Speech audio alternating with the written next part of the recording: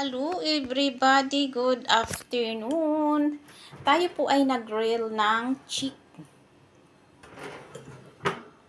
chicken. Tapos, ayan, naluto na siya. Kailangan na natin siyang hanguin. Ayan, 1 hour po ito dito sa ating oven na maliit.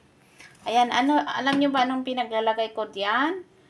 Ang rosemary, nilagyan ko ng rosemary at basil. Yan.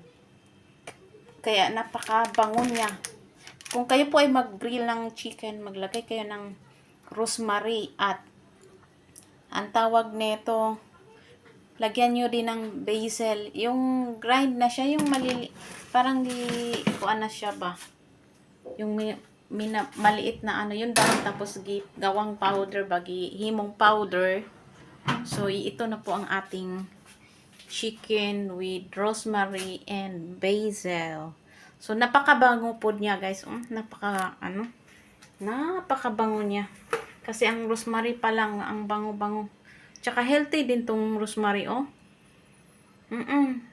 Good for the brain daw tong yung amoy niya ba sa yung makapag-refresh sa ating utak yung itong amoy ng rosemary. Ayan, oh. Sarap.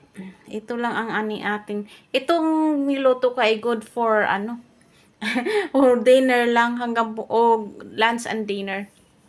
So ito pang dinner at saka pang bukas. O yan, ito po ang ating pang dinner at saka pang lunch bukas. Thank you for watching everybody, and don't forget to like, share, and subscribe my channel. Sana mawa po kayo. Matagal na yung channel ko, hindi umuusad. Thank you. Thank you for watching, and like, share, subscribe, and press the bell kasi para masubaybayan nyo aking mga video na susunod. Thank you so much.